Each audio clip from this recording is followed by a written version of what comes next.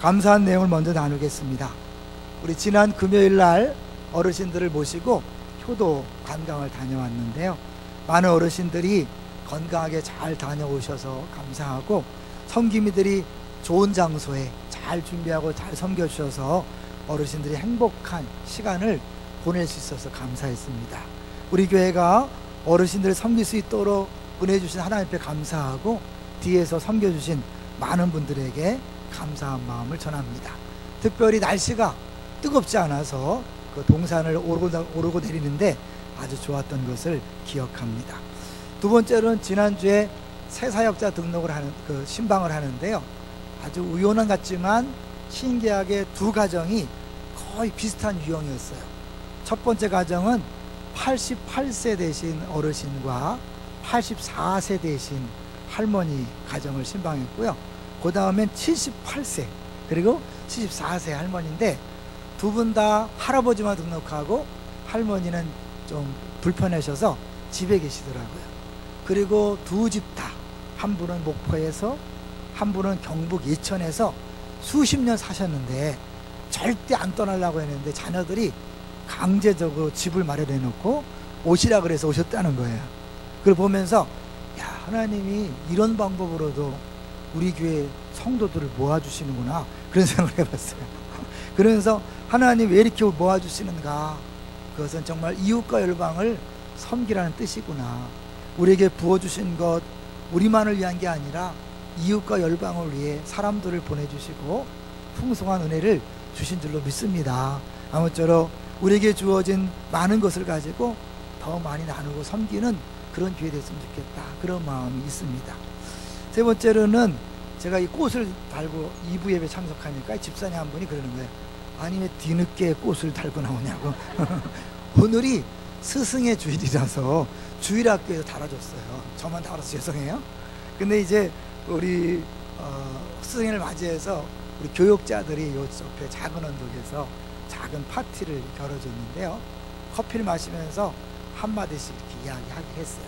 근데 우리 교육자들이 그런 얘기를 하더라고요.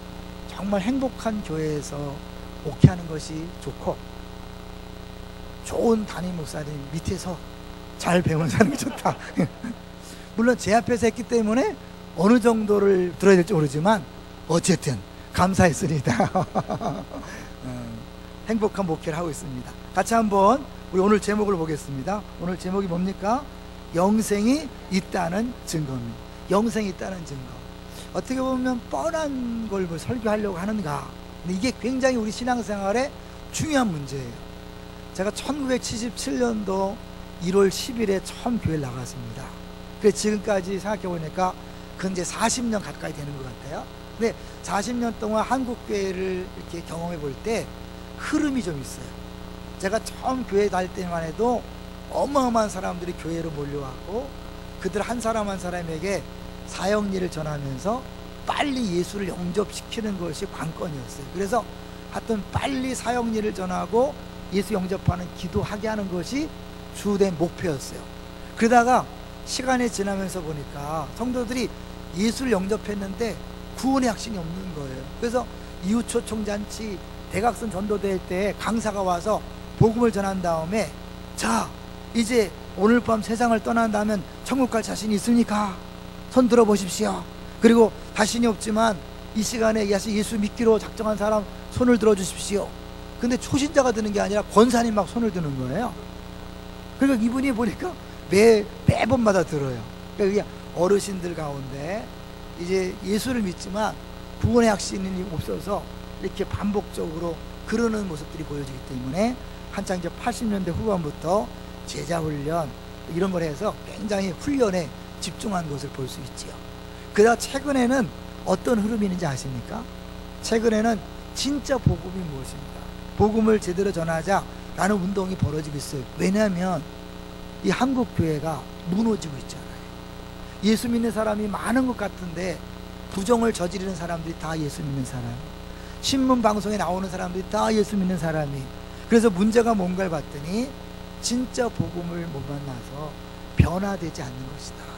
진짜 복음이 전파되는 것에 변화가 있는데 성도들이 안 변화된다. 그러므로 복음을 잘 전하자 이러는데 또 한쪽에 또 좀 지나친 사람들, 잘못된 사람들이 복음을 제대로 모르면 지옥 가는 것처럼 얘기하는 경우가 있는데 그렇지 않아요. 복음을 잘 몰라도요, 예수님이 나를 위해 죽으시고 부활하신 것을 믿기만 하면 천국 가는 줄로 믿습니다. 문제는 복음을 제대로 모르면 신앙생활이 풍성하지 않다는 거예요. 늘 죄인처럼 쩔쩔매면서 신앙생활이 행복하지 않다는 거예요. 그런데 그걸 오해해서 율법적인 신앙생활을 한다고 지옥 갈 사람들에게 말하면 틀린 거예요. 자, 이것을 보여주는 재미난 예화가 있어요. 꾸며낸 얘기죠. 이번에 세미나 가서 들었던 얘기인데요, 이스라엘 백성이 애굽을 나올 때 10번째 재앙이 뭐였습니까? 장자가 죽는 재앙이었어요. 모든 집의 장자를 죽이는 그 마지막 재앙을 하나님 내리시는데, 그 재앙을 벗어날 수 있는 한 가지 방법이 있다. 그것은 양을 잡아서 문에다 발라라.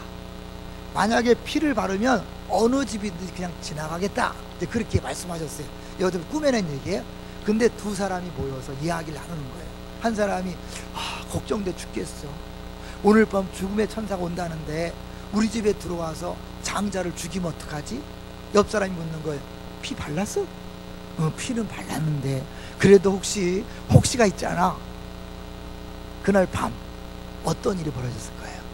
의심하고 혹시 죽음의 천사가 들어와서 우리 애를 죽이면 어떡하나 의심한 가정에 어떤 일이 벌어졌을까요? 애가 죽었을까요? 살았을까요? 살았죠. 의심하느냐 확실히 믿느냐 상관없이 피를 발라느냐 안 바르느냐, 그게 중요한 거지, 내가 그것을 믿습니다 이게 아니에요.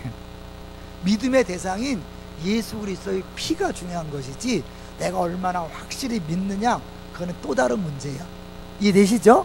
우리 많은 사람들이 이 복음에 대해서 강조하면서 자칫 잘못하면 그 복음의 진짜를 몰라서 계속 율법적으로 막 더 많이 더 하는 그것이 잘못됐다.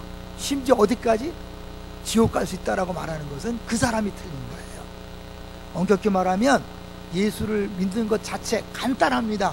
그것으로 구원받을 수 있어요. 문제는 이 구원의 확신, 영생의 확신이 없으면 신앙생활이 시시해진다는 거예요.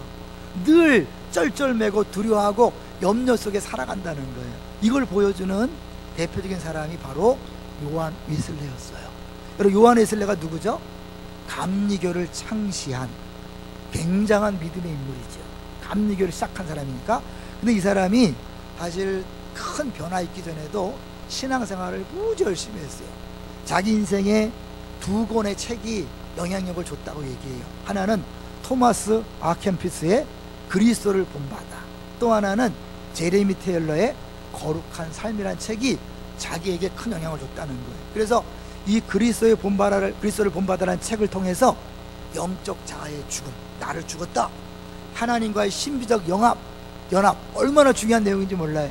이거를 경험하고 이것을 알기 위해서 깊이 영성을 집중하는 신앙생활을 한 거예요. 그래서 게으른 것을 멀리하고 잠을 많이 자지 않고 거짓말하지 않고 분쟁에 시달리지 않고 분노하지 않고 예수님을 닮아가려고 애를 썼어요. 그러니까 신앙생활을 무지 열심히 한 거예요.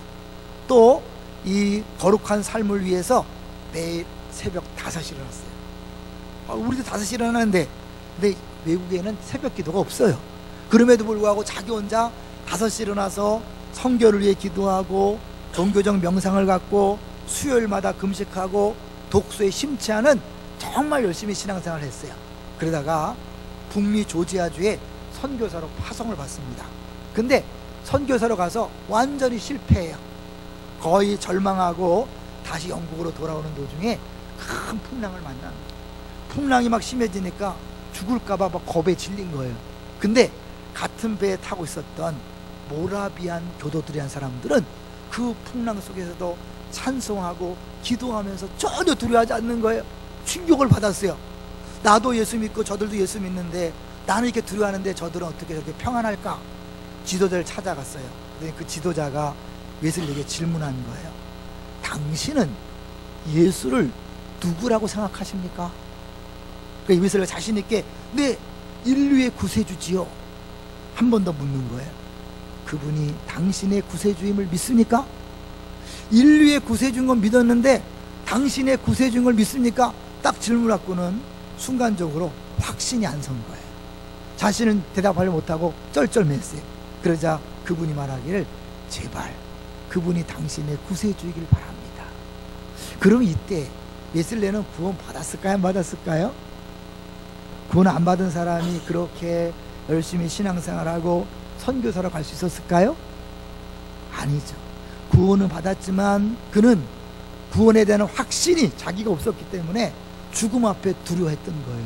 그러다가 그가 그 모라비안 교도들의 수요 집회에 참석해서 윌리엄 홀랜드라는 사람이 로마서 주석, 믿음으로 구원을 받는다고 해서 종교를 일으켰던 그 루터의 로마서 주석을 읽는 것을 들으면서 그때 마음속에 뜨거워진 거예요.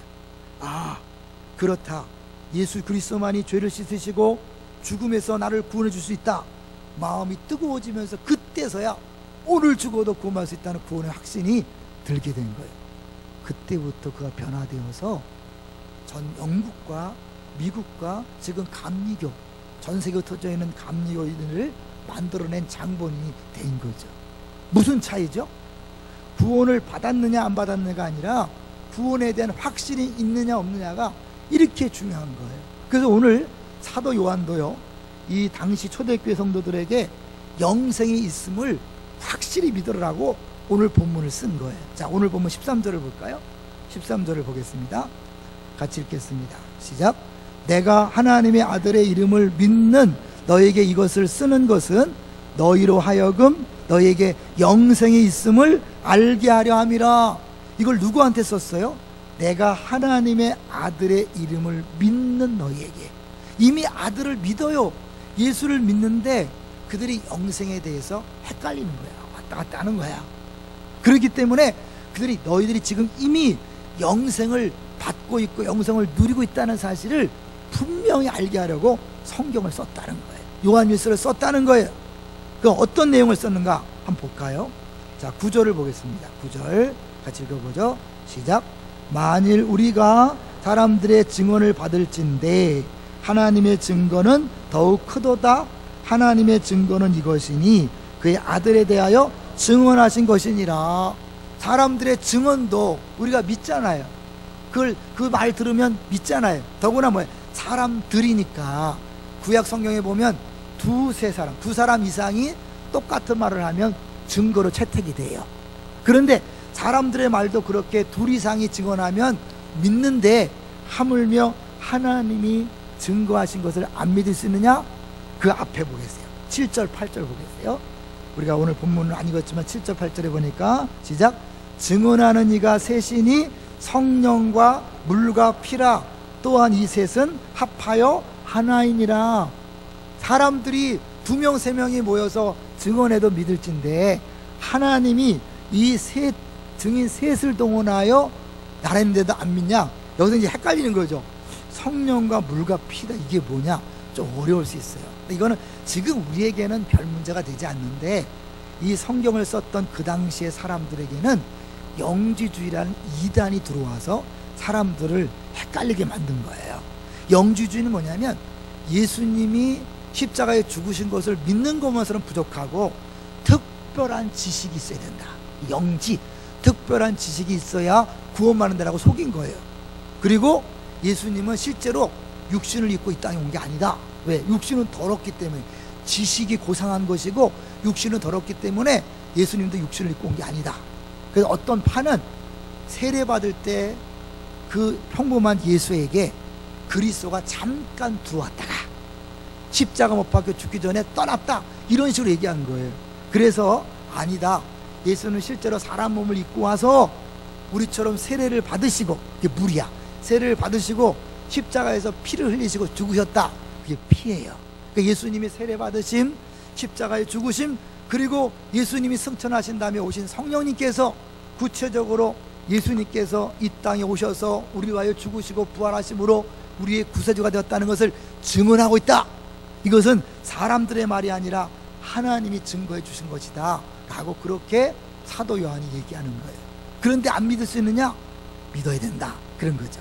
자, 그러면 그것뿐만 아니라 또 하나가 있다는 거죠. 볼까요? 외부적인 증거가 그러면 내적인 증거가 있어요. 10절 보겠습니다. 10절 시작.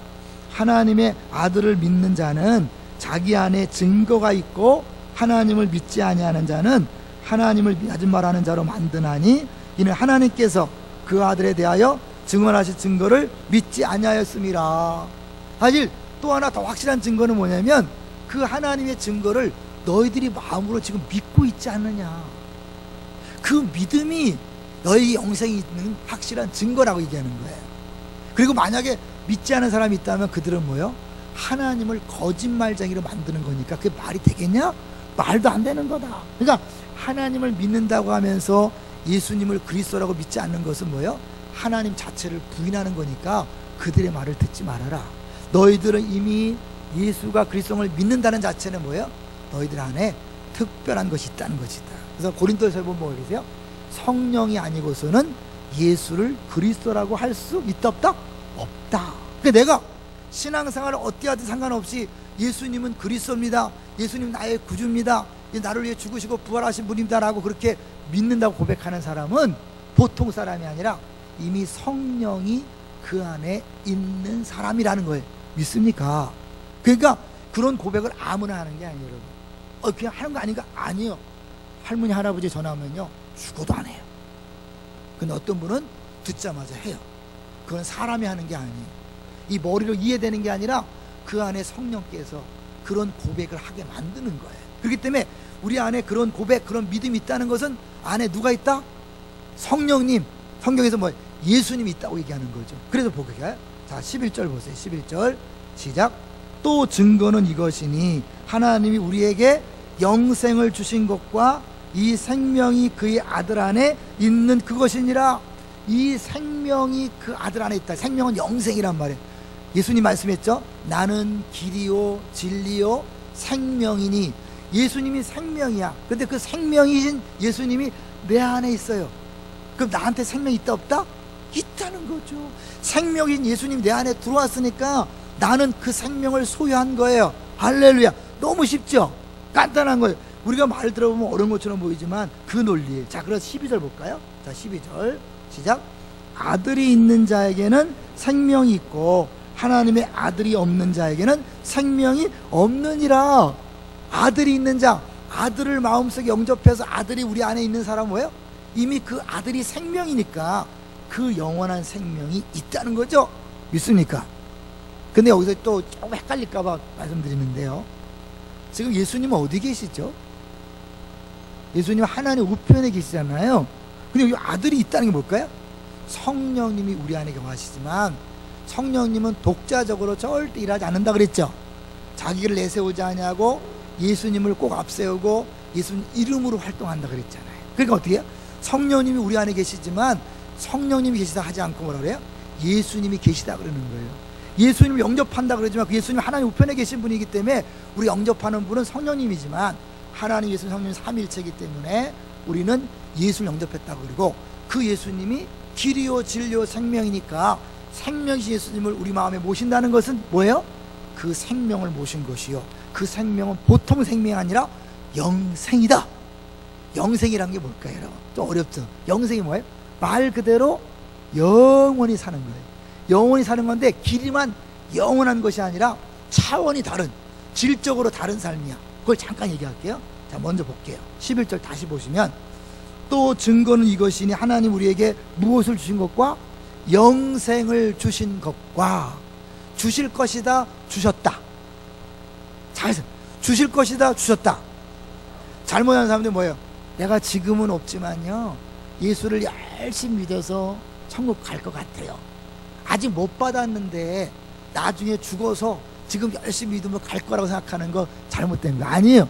영생은 예수를 묻는 순간부터 시작되는 거예요. 왜? 예수를 믿었다는 건 뭐예요? 예수 우리 안에 오셨다는 거죠. 그거 동의하시죠? 예수를 믿는 순간부터 영원의 영생이 계속되는 거예요. 지금 이렇게 막 살다가 나중에 죽은 다음에 영생이 시작되는 게 아니라 예수 믿는 그 순간부터 생기는데 그 영생은 영원한 길이뿐만 아니라 하늘로부터 온 생명이기 때문에 예수의 생명이기 때문에 보통 사람의 생명과 다른 그 신적인 삶을 얘기하는 거예요. 인간의 삶이 아니라 신적인 삶을 내가 살게 되었다는 거예요. 근데 이거를 더 쉽게 표현하면 뭘까요? 하나님께서 예수님과 함께 우리하고 우리의 삶을 하나님이 100% 사랑하시고 우리에게 100% 복을 주셨다는 것을 의미하는 거예요. 이걸 잠깐 돌려 설명할게요. 사실은 이 영생을 얘기하려면 죽음을 얘기해야 되겠죠. 자, 인생에 죽음은 언제 왔습니까? 죽음이 언제 왔어요? 에덴 동산에서 아담과 하와가 선악과를 따먹을 때 죽음이 왔죠. 자, 근데 먹으면 죽는다 그랬는데 선악과를 따먹은 순간 죽었어요, 안 죽었어요? 백설공주처럼 딱 목에 걸려 죽으면 간단한데 안 죽었단 말이에요. 그럼 뭐 죽는다는 거짓말인가? 그 죽음은 육신의 죽음을 의미하는 게 아니라 육신의 죽음을 더 포함한 더 큰 죽음을 얘기하는 거예요. 더 큰 죽음을 뭐냐면 하나님과 관계가 끊어지는 거예요.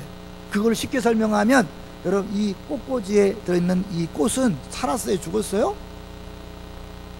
살아있는 것처럼 보이지만 이미 뿌리가 뽑히는 순간 죽은 거예요.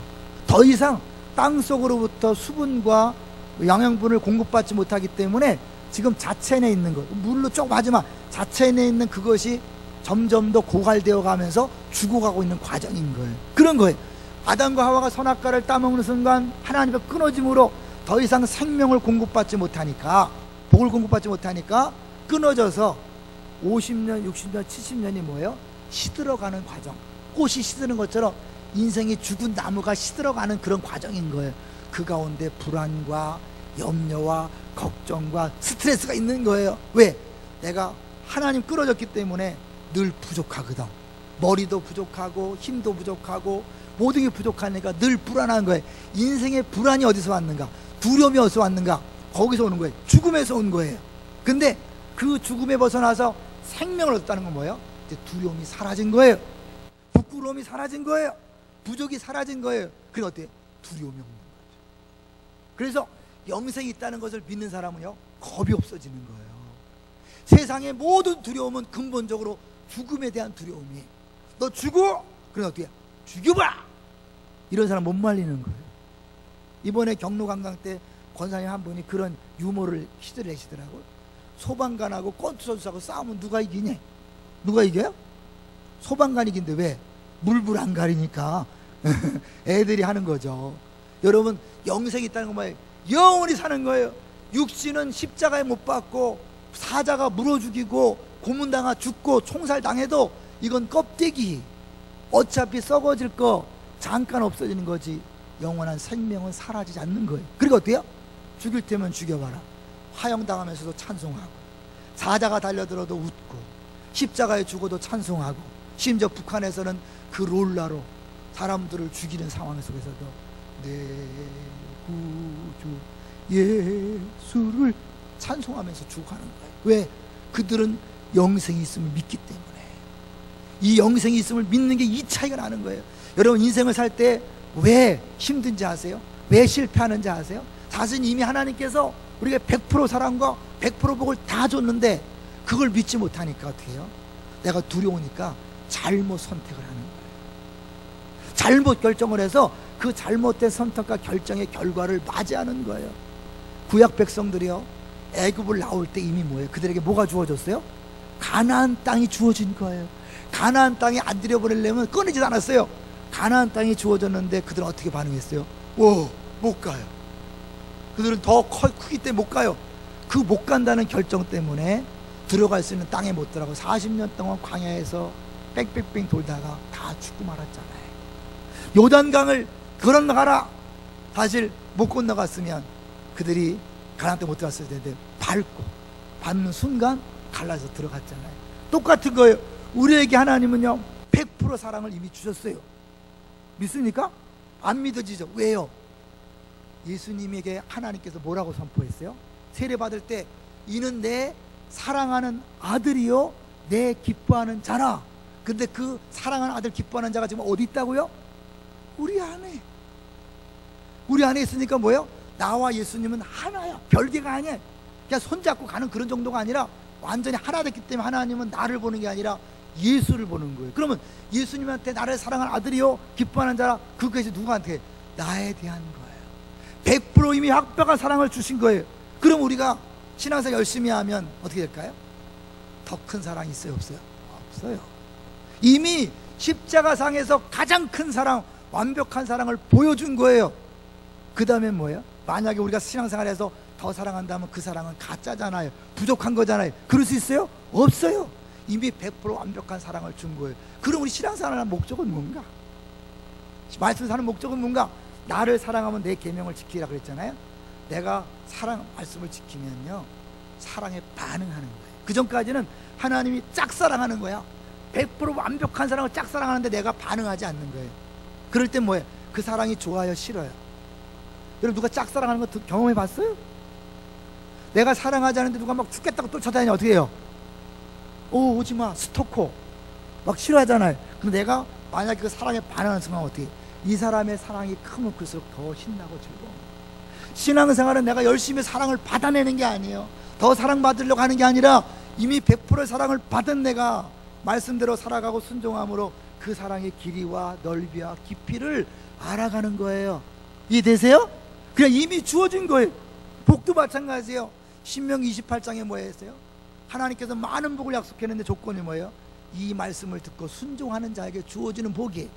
말씀을 듣고 100% 순종하신 분이 누구예요?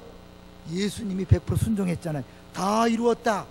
그러므로 예수님은 100% 구약에 약속한 복을 받을 주인공인 줄 믿습니다. 그 예수님이 어디 와 있어요? 우리 안에 와 있잖아요. 우리는 그래서 이미 다 복을 받은 사람이, 여러분이 복 받으려고 애를 쓰는 게 아니에요. 이미 받은 복을 누리며 살아가는 거예요. 어떻게? 정말 하나님께서 말씀하신 대로 가라 하면 가고 멈추라 멈출 때 여러분 그 결과로 이미 주어진 복을 하나씩 경험해 가는 거예요. 이스라엘 백성한테 가라! 가나안 땅에 가라! 못 가니까 못 누리는 거잖아요. 가면 누렸을 텐데 이걸 우리 생활 속에 한번 적용해 본다면요, 제가 이제 한 달에 한 번 모이는 그 목회자 모임이 또 하나 있는데 거기는 탁구 선수들이 모여요. 전국 목회자 대회에서 1등하는 선수들이 와요. 그 사람들이 시합하는 거 보면요 정말 혀가 나와, 눈이 찡그러져.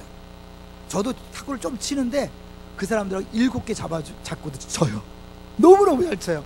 너무너무 신기할 정도로. 근데요, 그들이 이렇게 같이 막 붙다가 막 랠리가 계속되다가 딱 지는 거 보면요, 한순간에 긴장감 또는 두려움, 때로는 욕심, 이런 것이 실수를 하게 만드는 거예요. 원래 실력대로 치면 100% 이길 수 있는데 그 순간순간 두려움과 빨리 이기고 싶고 실수하지 않고 몸이 굳어지면서 사실은 실수하는 거거든요. 인생을 살다가 여러분이 결정해야 될 때, 선택해야 될 때 하나님에 대한 확실한 믿음이 없으면 어떻게 되는지 아세요? 실패하면 어떡하지? 망하면 어떡하지? 잘못되면 어떡하지? 나를 미워하면 어떡하지? 이런 어떡하지라는 두려움 때문에 자기 머리를 굴려서 하나님 말씀하지 않은 다른 쪽으로 선택했다가 결국 뭐예요? 하나님 주신 것을 못 누리고 다른 것들의 결과를 맞는 거예요. 여러분 솔직히 왜 어렵습니까? 잘못 선택했기 때문 아니에요, 그죠? 잘못 결정했기 때문에 그 결과를 지금 받고 있는 거거든요. 예를 들면 여러분이 학생 때 공부 열심히 했어봐요. 지금 이 자리에 있겠어요? 최선을 다해서 열심히 봉사하고 수고했어봐요. 일했어봐요. 여기 있었겠어요? 세상 말로 참 뭐 성공은 남았겠죠. 근데 우리는 그런 게 아니에요. 하나님께서 약속한 것은 세상적인 물질과 건강과 좋은데 그런 게 아니라 신명기 28장 10편 1편 시냇가에 심은 나무가 만사 형통한 것처럼 그런 복이 이미 주어진 줄로 믿습니다. 왜요? 주야로 말씀을 묵상할 수 있는 사람이 이 땅에 있다 없다? 아무도 없어요. 유일한 분 예수님만이 가능해요. 그 가능하신 예수님이 우리 안에 있기 때문에 우리는 그 복을 얼마든지 누릴 수 있어요. 어떻게? 예수님에게 나는 죽고 예수님이 하십시오, 예수님 하십시오라고 하면 하는 거예요. 아까 탁구 얘기를 했는데요, 그 사람들이 연습과 치열한 것을 통해서 그 실력이 되었기 때문에 하는 거예요. 나는요, 내가 아무리 기도한다고 그 실력이 안 나와요. 연습하기 전에는 이미 그 실력이 주어졌기 때문에 실수하지 않으면 그거 되는 거예요. 자, 마찬가지로 이제 하나님께서 믿음의 사람들을 통하여 어떻게 일하시는지를 한 영상을 통해 보겠습니다. 한번 보시죠. 말씀은 곧 예수 그리스도죠. 그 말씀을 붙잡는다는 것은 그 말씀이신 예수님이 내 안에서 나를 통하여 역사하신다는 것을 의미합니다. 믿음으로 말씀을 붙잡을 때 내가 하는 것이 아니라 주님이 하셔서 주의 능력이 나타나게 될 줄로 믿습니다. 모든 상황, 모든 조건에서 다 다르게 나타날 것입니다.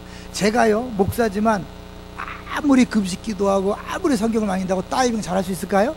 아닌 거예요. 내가 할 수 있는 게 아니에요. 여러분, 다이빙 선수로 준비하는 로라에게만 저것이 가능한 거죠. 여러분이 속한 사업과 직장과 학업과 속한 가정에서, 공동체에서 여러분이 주신 일이 있고 위치가 있습니다. 그 속에서 누가 하게 할 것인가? 내가 두려워서 염려돼서 불안해서 내가 모든 걸 결정하고 내가 할 것인가? 아니면 하나님께서 이미 내게 주신 영생, 내 안에 생명으로 오신 그분에게 내 인생을 맡길 것인가? 그걸 맡기고 그분을 앞세우는 순간 그분이 하시고 그분이 일하시고 그분이 영광 받게 될 줄로 믿습니다. 여러분, 두려워하지 마세요. 염려하지 마세요. 걱정하지 마세요. 때로는 7개월, 3개월 전에 7주가 동안에 그 병상에 누워서 원망할 수 있겠지만, 그죠? 어떻게 나한테 이런 일이. 그러나 그것은 주님이 일하시는 또 하나의 방법이었어요. 전적으로 주를 의지하게 하는 방법이었어요. 어떠한 상황에 두려워하거나 염려하고 걱정하지 말고, 여러분, 죽어도 살고 절대로 죽지 않는 영생이 있음을 알고, 이미 예수가 여러분 안에 있으므로 절대 실패할 수 없고, 이미 큰 사랑, 100% 완벽한 사랑, 완벽한 복을 받았다는 사실을 기억하고 믿음으로 한 걸음씩 걸어가게 되시기를 주의 이름으로 축원합니다.